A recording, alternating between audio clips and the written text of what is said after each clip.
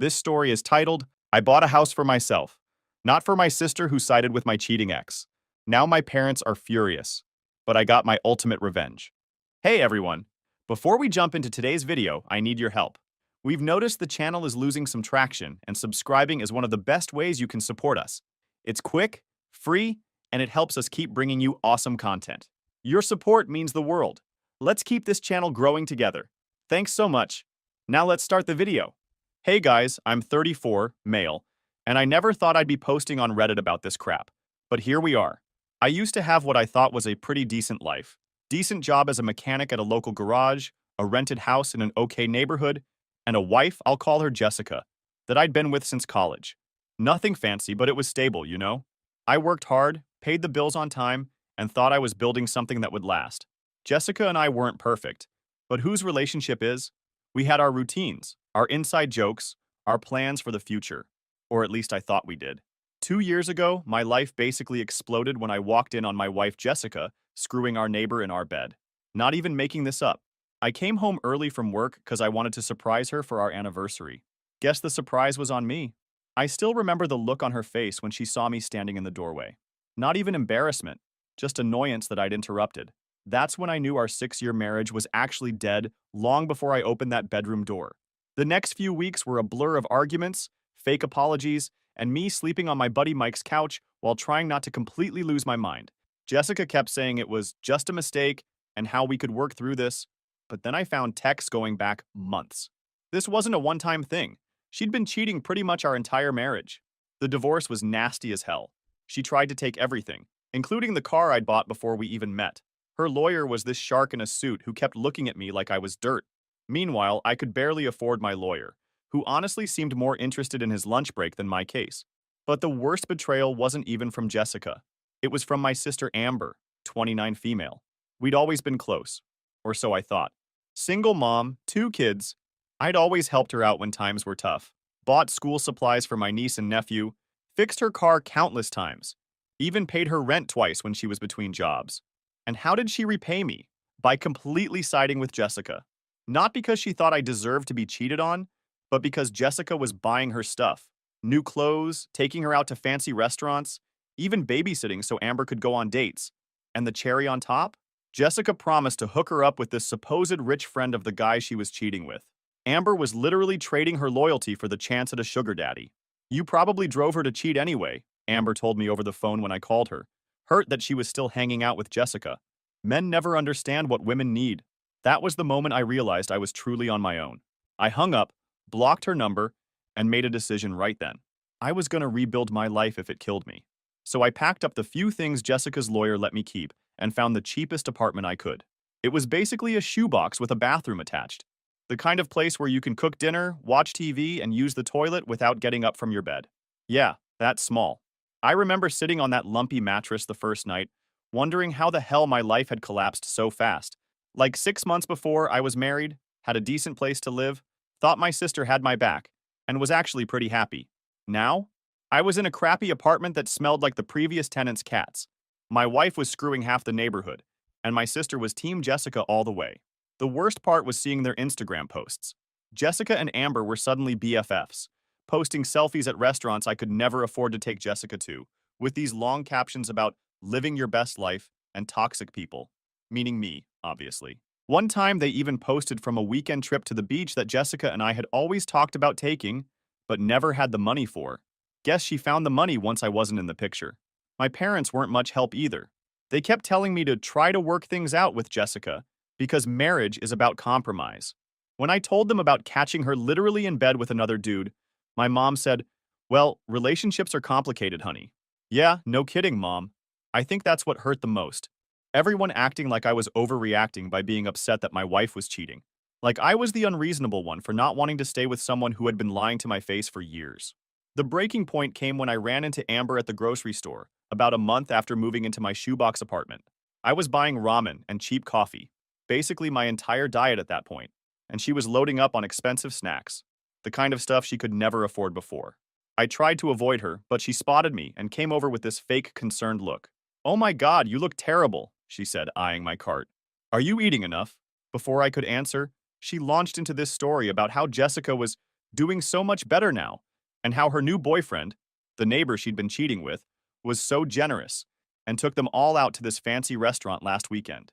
You know, she said, leaning in like she was sharing some big secret, Jessica told me everything about why your marriage failed.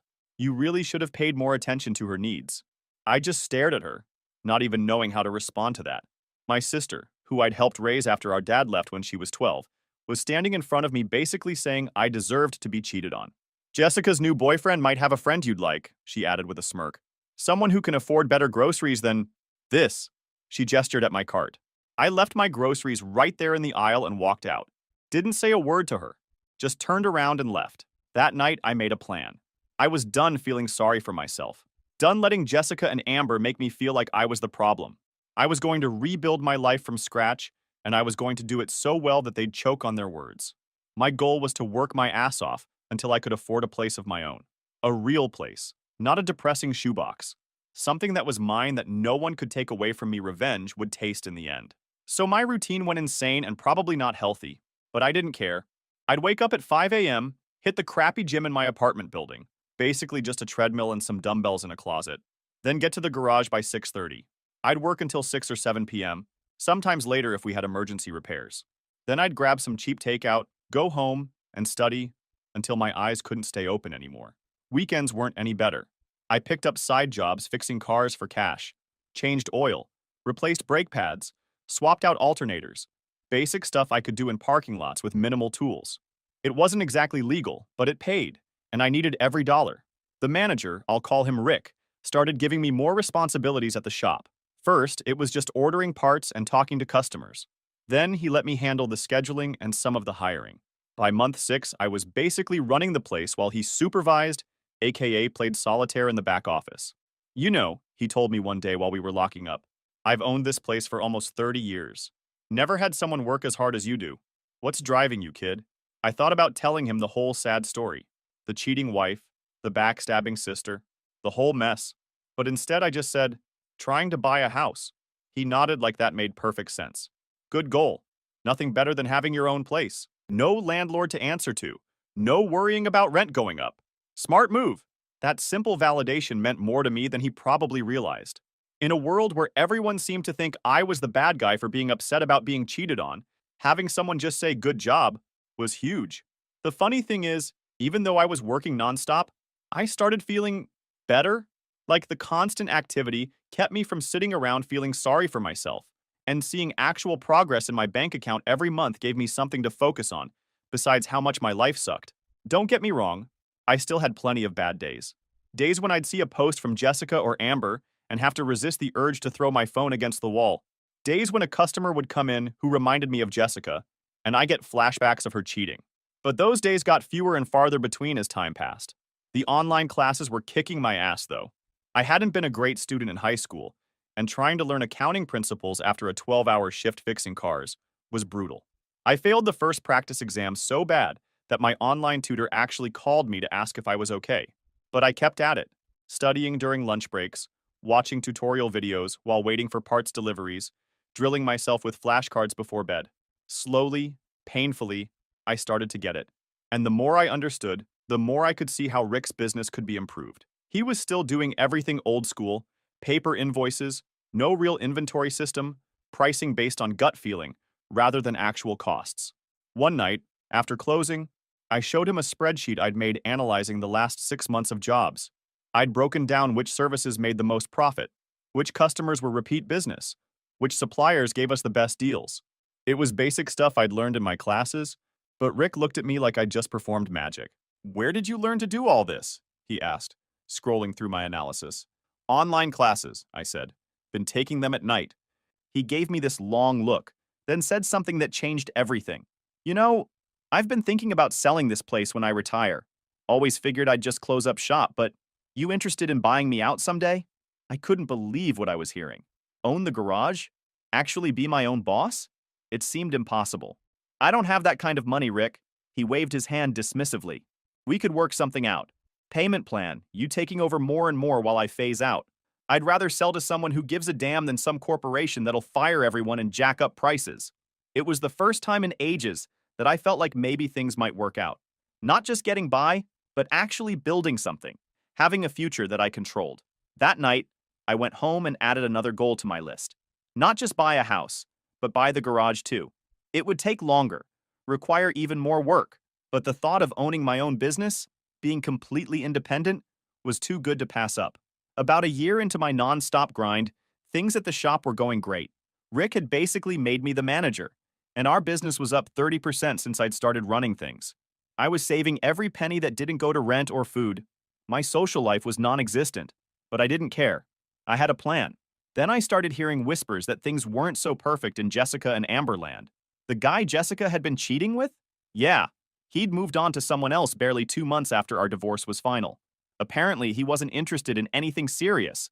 And that rich sugar daddy Jessica had promised to introduce Amber to? Turned out he was just some broke dude pretending to be rich to get into clubs. When Amber finally met him, he tried to get her to pay for dinner. The shopping trips slowed down. The fancy vacations stopped.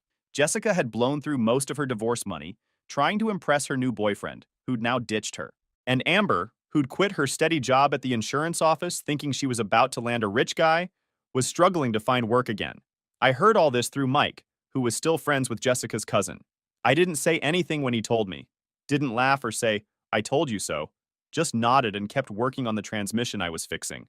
But inside, I'm not gonna lie, it felt good to know karma was finally showing up. Rick noticed how much effort I was putting in and offered me a deal I never expected. He wanted to start the process of me buying him out of the business. "You're running it anyway," he said. "Might as well own it." We worked out a payment plan that would take years, but it was doable. Between that and my savings, I finally had enough for a down payment on a modest house in a decent neighborhood. Nothing fancy, but it would be mine. The day I signed the papers for the house, I immediately got a text from a number I didn't recognize. It was Amber. Somehow she'd gotten a new phone and wanted to reconnect. Said she missed her brother and how family should stick together. I didn't respond. I was too busy planning my move.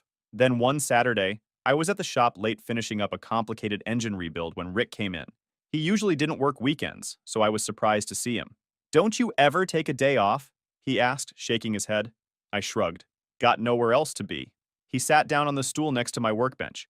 "Look, I've been meaning to talk to you about something. My wife and I are thinking about moving to Arizona. Her arthritis is getting worse, and the cold winters here aren't helping. Doctor says a warmer climate would be good for her." My heart sank. Was he selling the garage to someone else?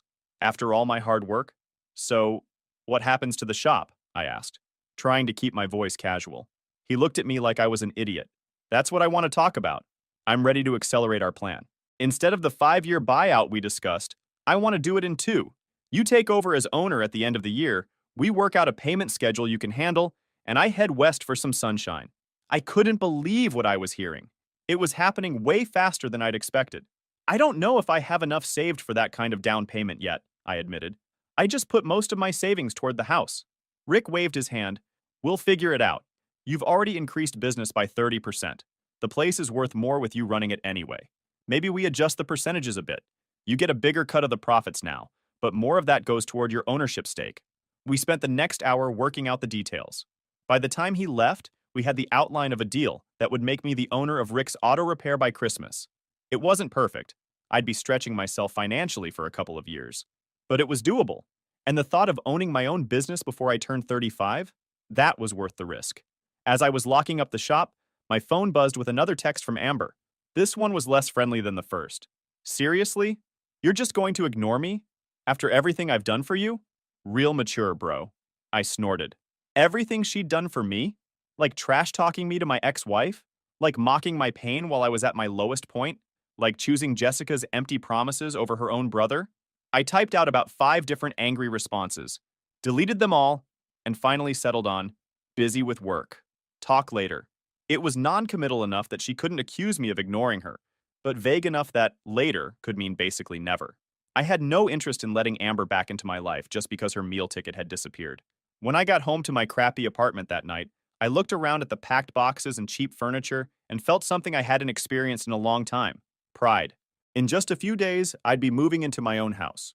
In a few months, I'd own my own business, and I'd done it all by myself, while the people who were supposed to love me had been betting on my failure.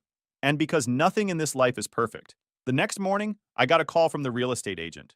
The seller was trying to back out, claiming they got a better offer. My stomach dropped, but the agent reassured me the contract was airtight.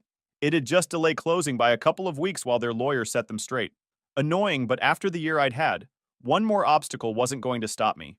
3 days before I was set to move into my new place, there was a knock at my apartment door. I wasn't expecting anyone, and the few friends I had left knew I was busy packing. I opened the door to find Amber standing there, looking nothing like the confident woman who'd mocked me at the garage a year ago. Her hair was a mess, her clothes were wrinkled, and she had this desperate look on her face that I recognized. It was the same look she used to have before asking me for money. "Hey, stranger," she said, trying to sound casual. "Can I come in?" I didn't move from the doorway. "What do you want, Amber?" She forced a laugh. "Can't a sister just visit her brother? It's been forever." "Yeah, about a year. Since you came to the shop to brag about Jessica's diamond bracelet," I said, crossing my arms. Her fake smile dropped. "Look, I made some mistakes, okay? I was stupid. Jessica fed me all these lies about you, and I believed her. I'm sorry." I laughed. "Where is Jessica now?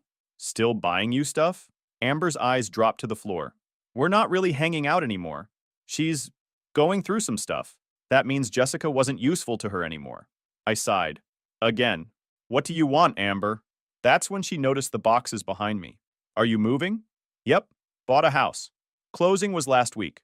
Her eyes lit up like I just offered her a winning lottery ticket. "A house? That's amazing. How many bedrooms?" And there it was.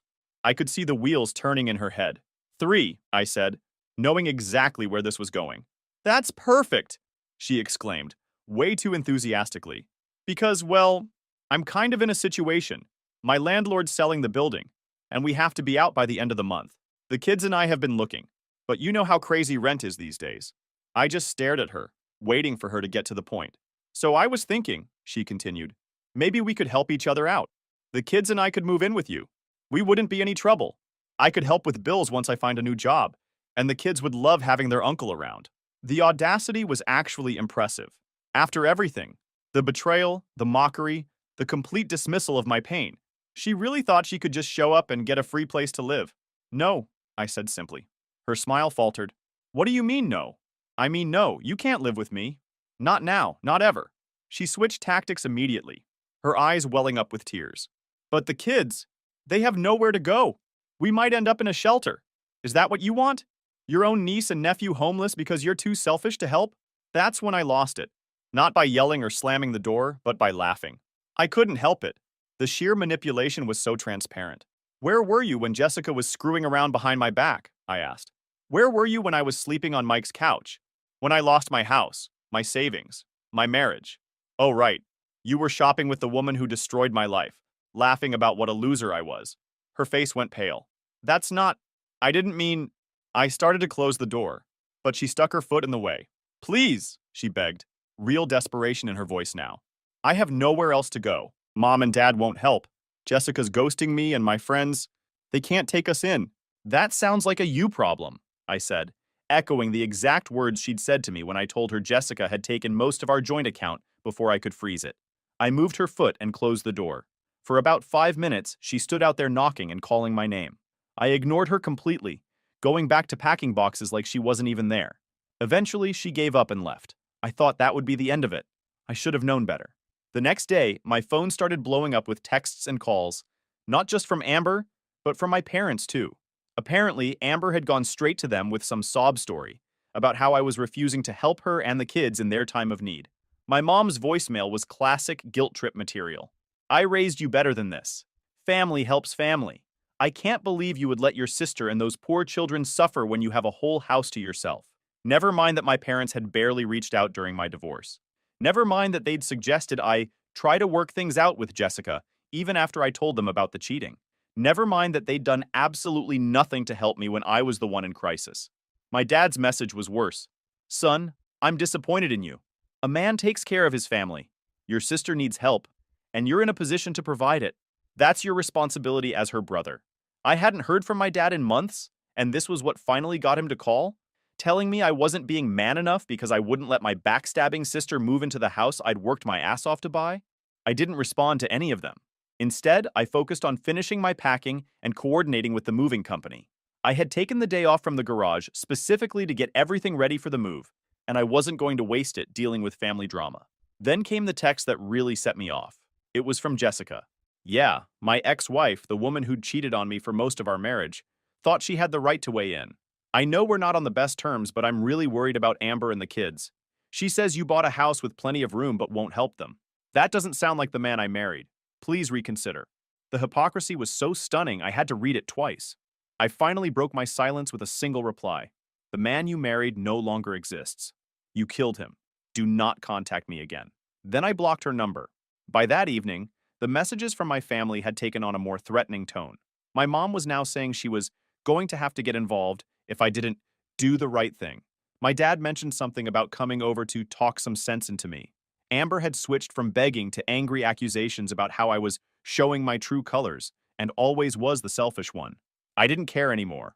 Let them come. Let them threaten. I was done being the family doormat. The next morning, I woke up to a new voice message from an unknown number. It was Jessica's mother, my former mother-in-law, telling me she was very disappointed in how I was treating Amber and that she had raised Jessica to believe family comes first. I nearly choked on my coffee. Yeah, Jessica really put family first when she was screwing the neighbor. I realized they were pulling out all the stops, contacting anyone they thought might have influence over me. It was pathetic and desperate, but also a little scary. How far were they willing to go? I decided to take some precautions. I called the real estate agent and asked if we could move up the closing date. Explained that I had some family issues and needed to get into the house as soon as possible. She said she'd try, but no promises. Then I called Rick and explained the situation. He was surprisingly understanding, even offering to let me crash at his place if things got too intense with my family. I also called Mike, who had been my rock through the divorce. He immediately offered to come over and help me finish packing, and to be there when I moved in case my family tried to show up and cause trouble. Dude, he said, they're only coming around now because you're doing well. Where were they when you were sleeping on my couch? Screw 'em. It felt good to have people in my corner, even if they weren't blood relatives. That afternoon, the real estate agent called with good news. We could close the next day. The seller had finally accepted that they couldn't back out, and all the paperwork was ready. I'd be able to move into my new house 48 hours earlier than planned. I didn't tell anyone in my family about the change in plans. Let them show up at my empty apartment. By then, I'd be safely in my new home, with a security system installed and no forwarding address left behind. Moving day came, and I left my crappy apartment behind for good. My new house wasn't anything special by most people's standards, but to me, it was everything. I spent that first night sitting on my back porch with a cold soda, looking up at the stars, feeling like I could finally breathe again. And I did something I probably shouldn't have. I posted a few photos of my new place on Facebook. Nothing flashy, just a simple new chapter, new home post. I knew Amber would see it. I knew my parents would see it. Part of me wanted them to. The reactions were immediate. Friends I hadn't talked to in ages congratulated me. Guys from the shop liked the post. A few people from high school commented about how well I was doing. And then the private messages started. My dad telling me how disappointed he was that I would flaunt my success while your sister struggles.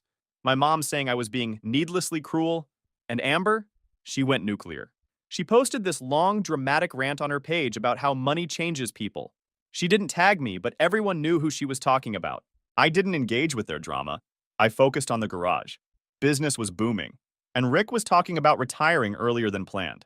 We were working out the details of me taking over completely within the next year. For the first time since finding Jessica with that guy, I was actually happy. Not just surviving, but thriving. And I'd done it all on my own. But of course, they couldn't just let me be. 3 days after I moved in, my mom called from a new number I hadn't blocked yet.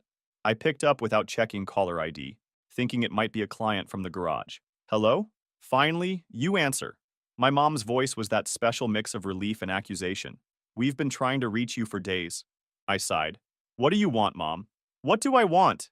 I want you to act like the son I raised. Your sister and those children are about to be homeless, and you're ignoring their calls while living in a big empty house all by yourself. I had to laugh at that. Big empty house? Mom, it's a modest 3-bedroom in a middle-class neighborhood, and it's not empty. I live here. You know what I mean, she snapped. You have room, they need room.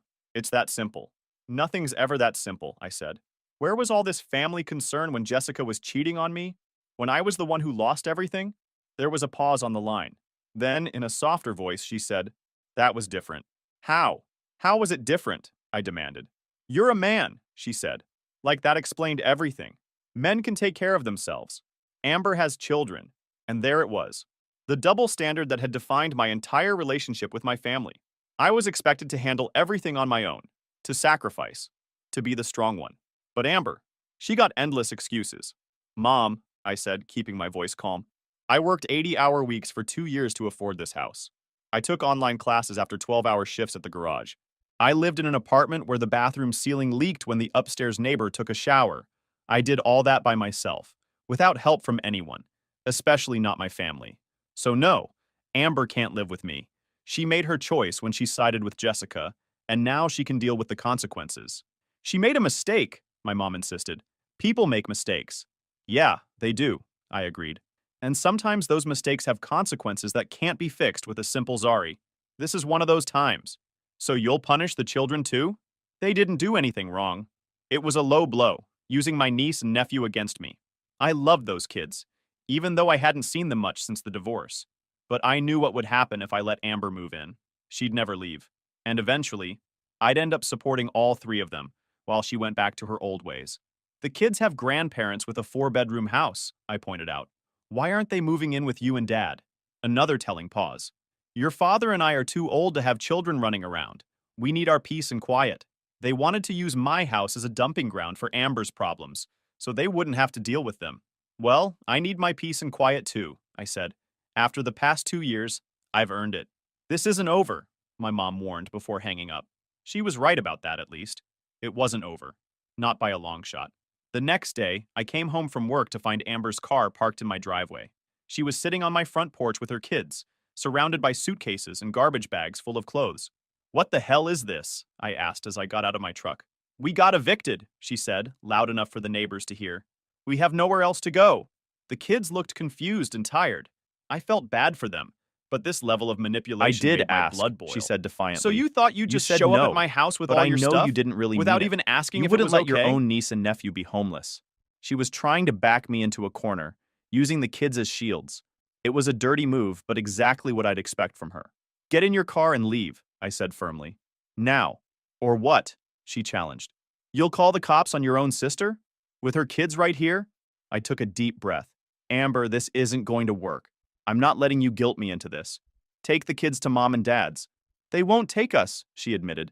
They said they're too old for kids. Then call Jessica, I suggested. You two were best friends, remember? Shopping buddies. She can put you up. Amber's face darkened. Jessica is... We're not really talking anymore. Shocking, I muttered.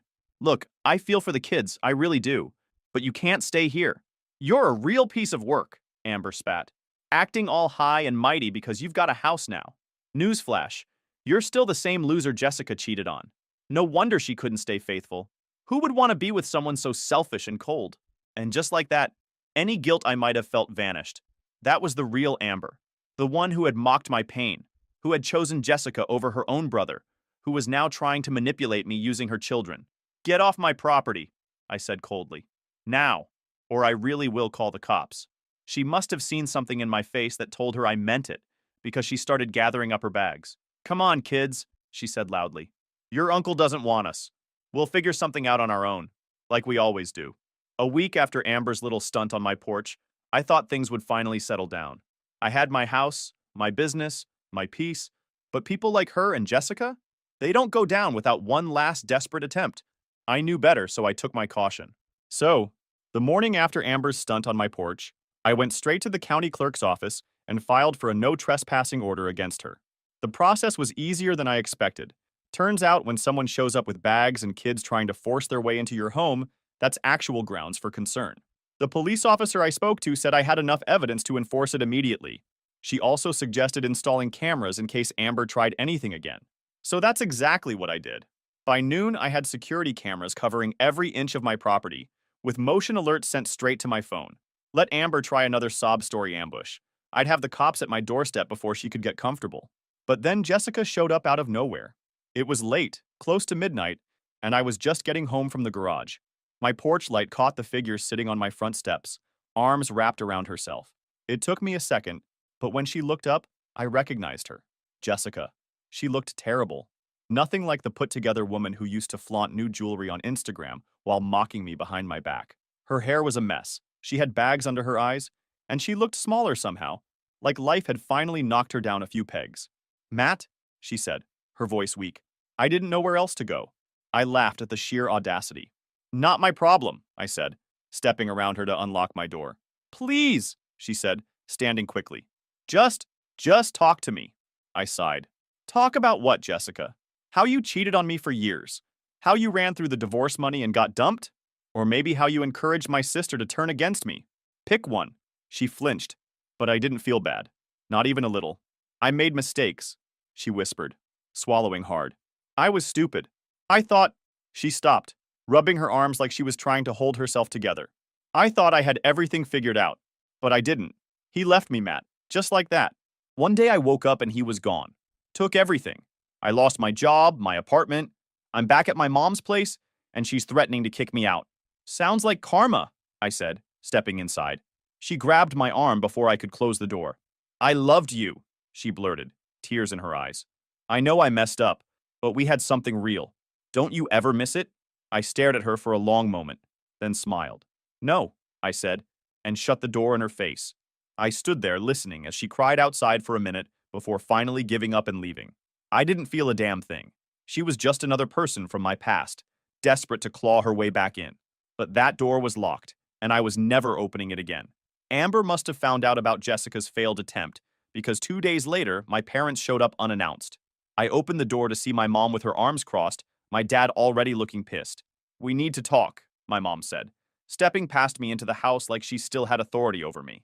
I let them in, if only to get it over with. They didn't waste time. Your sister is in trouble, my dad started. She needs a place to stay. A good son would help her.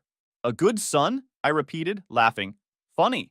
I don't remember hearing from you when I was the one who needed help. My mom's face hardened. That was different. You're a man. Amber has children. And I told her to take them to you, I shot back. But I guess your peace and quiet is more important, huh? You want me to be the responsible one, but only when it benefits you. My dad stood up, voice cold. You're selfish. You let money change you. You're not the son we raised. That hit, but not in the way they intended. I just nodded. You're right.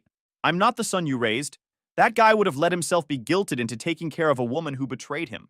That guy would have kept giving to people who never gave back. That guy would have let his family walk all over him. I looked them both in the eye. But that guy's gone, and you should probably leave. My mom huffed, grabbing her purse. You'll regret this. Doubt it, I said, holding the door open. They left without another word.